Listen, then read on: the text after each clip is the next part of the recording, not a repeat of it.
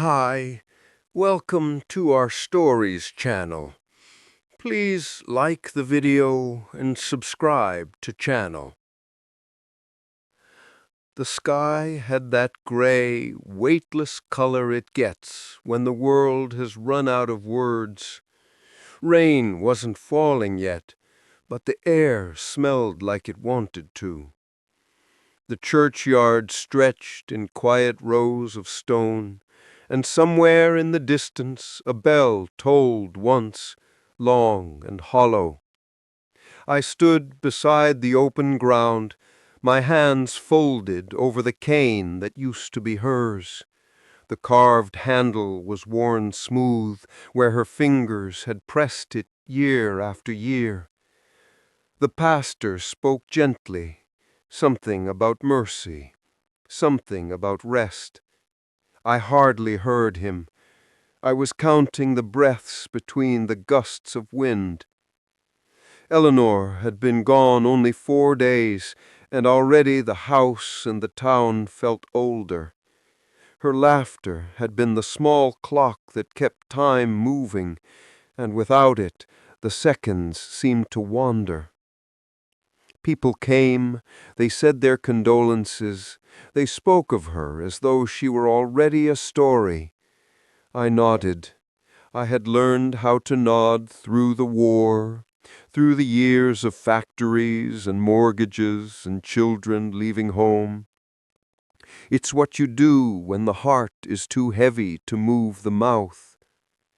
When the earth closed over her coffin, I thought I heard the faintest sigh beneath the soil. Maybe it was memory. Maybe it was me. That night the house waited like an abandoned photograph. The air was filled with the ghost of her perfume, lavender and soap, and something sweet she never named. I sat in her chair and let the silence stretch until it felt like fabric around my shoulders. I'd told myself I wouldn't open her things, but grief has its own stubborn curiosity. Around midnight, I walked to the sewing room, the one she always kept locked from the grandchildren because of the needles. I turned the handle. It opened easily, as though it had been waiting. The lamp on the table still had the same crooked shade she never fixed. Beside it stood her old wooden cabinet, the one painted in faded cream. Inside were spools of thread, folded ribbons, tiny scissors, and the smell of time. I was about to close it when I noticed the thin envelope tucked behind a box of buttons. It was the sort of envelope people used when writing something meant to last. My name was on it, in her hand, steady, slanted, familiar. I sat down before I dared touch it. My fingers hovered for a long while, remembering every note she'd left on the refrigerator, every grocery list signed with a heart. Then I opened it. The paper was yellowed, the ink faded to brown. The date read March 3rd, 1984. That was the spring David turned 9. My dear Henry, if you're reading this, I'm gone, and I imagine you're sitting somewhere quiet, maybe in my sewing room. Please forgive me for leaving this truth so late, but I couldn't bring myself to see your eyes while I told it. I stopped there. The lamp hummed softly. My breath came slow. She'd never kept a secret from me, or so I had believed. When we first moved into this house, you were working those long shifts at the mill. I was lonely in ways I didn't understand. There was a man who helped fix the roof after that big storm. He wasn't from here. He left soon after. I thought I'd never see him again, but I did, twice more. The words blurred. My hand shook, and the letter trembled like a bird caught in wind. She had never shown a hint of anger in our 40 years, never a moment where she seemed lost in thought. Henry, nothing I write now will make it right, but you must know that after that second visit, I learned I was expecting David, and I never found the courage to ask for the truth. I only knew that I loved you, and that I wanted our family whole. I laid the paper down.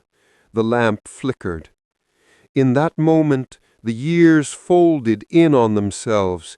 Every photograph, every Christmas, every school concert where I'd sat in the front row, clapping until my hand stung.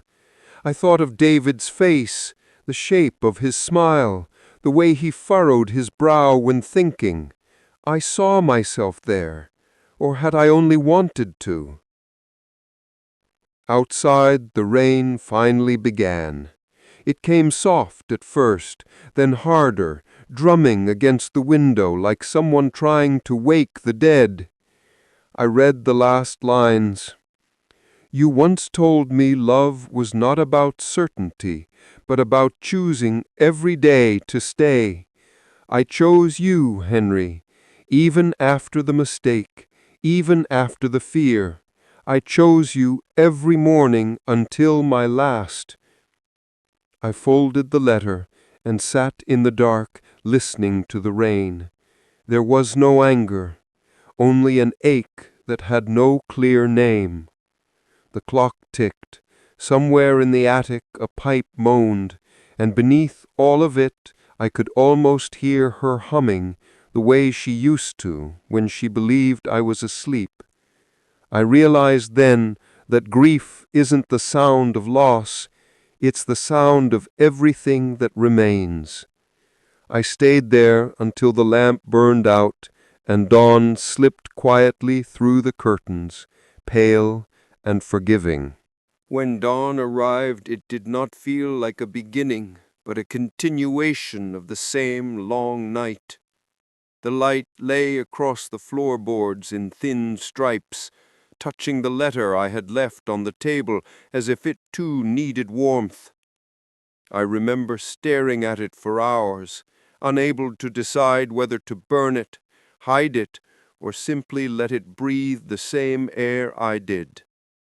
I had buried Eleanor yesterday, but somehow it was this fragile paper that made me feel truly widowed.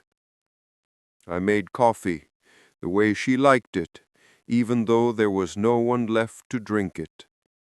The smell filled the house with memory, and I almost called out her name before I remembered there was no answer to expect. The house had grown too honest without her voice to cover the silence. Every floorboard creaked like confession. I sat by the window and watched the rain slide down the glass. In each drop I saw a year of our life together.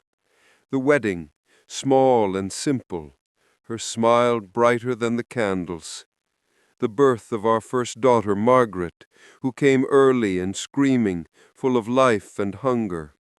Then David, born quiet, blinking as if uncertain of the world.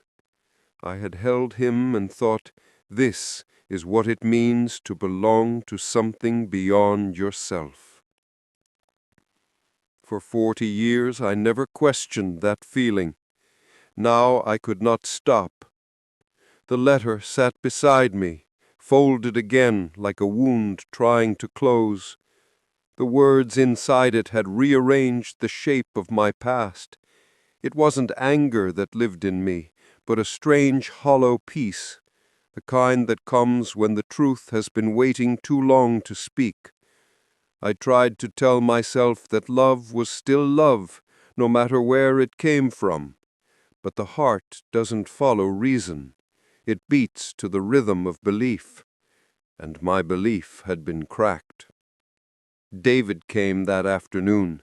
He didn't know about the letter. He came to help sort her clothes, the way children do when they think it's the responsible thing. I watched him lift her coat from the hanger, smooth the sleeve with his hand, and fold it gently into a box. It was a small, careful movement, and in it I saw her mother, her patience, her grace. He told me stories about her laugh, about the time she tried to bake bread and nearly burned down the kitchen, about the day she taught his daughter how to sew.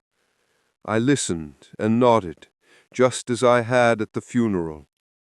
I wanted to reach out and touch his shoulder, to tell him everything and nothing at once, but the words stayed buried behind my ribs. After he left, I opened the letter again. The ink seemed darker now, as though it had absorbed my sorrow. I noticed something I hadn't before, an unfinished sentence on the back, half erased by time. If one day you doubt, remember that truth does not undo love, it reveals where it truly began. I didn't understand it then. I only knew that my heart felt heavier for having read it. The days passed in quiet procession. I cleaned the garden, trimmed the roses she used to hum to, repaired the loose gate. Each task became a way to postpone the storm inside me. Nights were the hardest. Her absence echoed in every ticking clock, every empty cup. Sometimes I caught myself setting 2 plates on the table. Sometimes I heard her humming from the hallway, soft as a memory half remembered. It was a month later when David asked me to visit him. He lived across town in a house, too modern, too open. There were photographs everywhere, his wife, his children, their dog. In the living room, above the mantel, hung a portrait of his mother, painted from an old photograph. Her eyes were calm, forgiving. I couldn't look at them for long. He told me he had found some old letters in the attic, ones I'd written her during the war. He said he never knew we had been apart for so long, that our love had endured through distance and silence.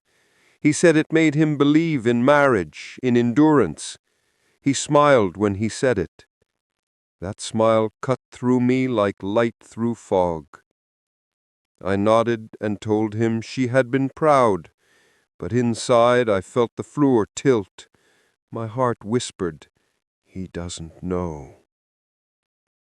That night I sat by his fireplace long after everyone had gone to bed. The house ticked around me, the way only new houses do, all metal and air. I took out the letter. I'd brought it with me, though I didn't know why. I read it again, her confession breathing softly through the years, and for the first time I felt something other than grief. I felt a question forming. What if love wasn't about who we came from, but who we stayed for? David's laughter echoed faintly from upstairs. I looked toward the sound and saw a framed picture on the shelf, him holding his own son, both smiling in the same way, that small dimple near the right cheek. I saw myself in that dimple. Maybe that was illusion. Maybe not. But in that moment it didn't matter. I realized I had a choice, to carry this truth as a stone or to let it dissolve into the river of memory. The past was not a thing to fix. It was a thing to understand. Eleanor had done what she thought would protect us all. Maybe love sometimes takes the shape of silence. When I left that night, the air outside was cool, filled with the smell of wet pine. The moon hung low over the hills, pale and round like a clock face. I walked slowly, letting the gravel crunch beneath my shoes. I could almost hear her footsteps beside me. Back home, I unfolded the letter one last time. I placed it in the drawer beside her wedding ring, the one I had kept after the funeral. I whispered, "I forgive you." The words came out cracked but steady. And in that moment I felt something lift, light, invisible, eternal. I did not burn the letter. I did not hide it. I left it there, waiting for the day David might find it himself, not as a curse, but as a bridge, because truth, no matter how late, can still lead us home. The house slept, the rain returned, and somewhere beyond the sound of water and wind, I thought I heard her voice again, soft, steady, full of peace, telling me that love had never been a lie. It had only been human. It was spring when I decided to tell him. The earth was beginning to soften, the first wildflowers breaking through the edge of the garden wall.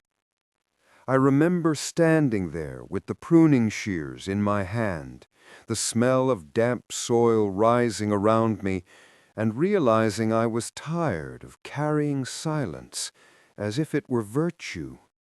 40 years of love, 40 years of shadows, and I finally wanted sunlight.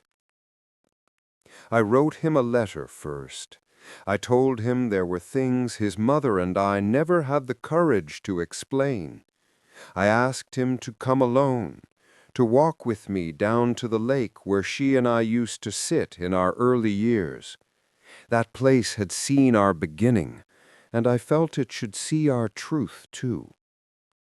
He came the next afternoon, his car crunching on the gravel, his face drawn with concern. He must have thought I was ill, or that grief had deepened into something darker. He looked so much like her in that light, the same quiet strength in his eyes. For a long time neither of us spoke. We just walked, the wind moving gently through the birch trees, their leaves whispering like ghosts. When we reached the lake, I sat down on the old bench, the wood still scarred from her initials and mine carved decades ago. I told him to sit. I told him about the war, about the distance that had kept us apart, about the friend who had comforted her when I could not. And I told him about the letter I'd found, the truth she had hidden, not out of shame, but out of fear of losing the life we built after.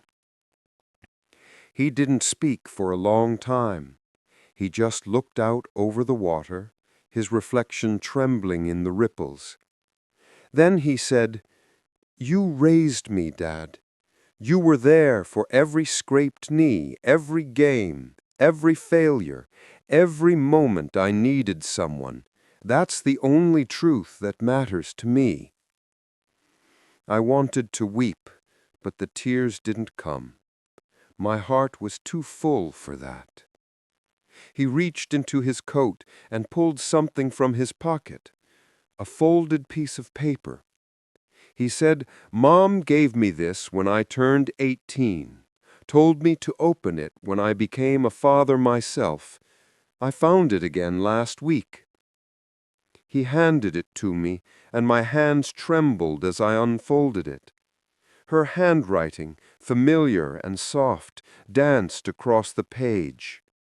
"If you ever doubt who you are, remember who taught you to be kind. Blood is only the beginning of a story. Love is what makes it worth telling." The world seemed to still in that moment. The water caught the light, the air shimmered, and for the first time since she died, I felt her presence not as a ghost, but as something living in both of us. We sat there until the sun dipped behind the hills, neither speaking, just letting the silence turn from heavy to healing. When we finally rose to leave, he put his arm around my shoulders. It was a small gesture, but it carried a lifetime of forgiveness. From that day on, I found peace in small things. The way the light spilled across the porch in the morning, the laughter of my grandchildren chasing each other through the garden, the scent of Eleanor's roses returning each summer as if nothing had truly ended. Sometimes, when David visits, we sit together in the evenings, sipping tea while the sky burns gold and violet. He tells me stories of his children, their small triumphs, their stubbornness, their kindness. I listen, and in their voices I hear the echoes of all we once were, all we still are. The letter remains in the drawer beside her ring. I haven't touched it in years. It doesn't feel like a wound anymore. It feels like a thread connecting past to present, pain to grace. I have grown old, yes. My hands shake when I pour my tea.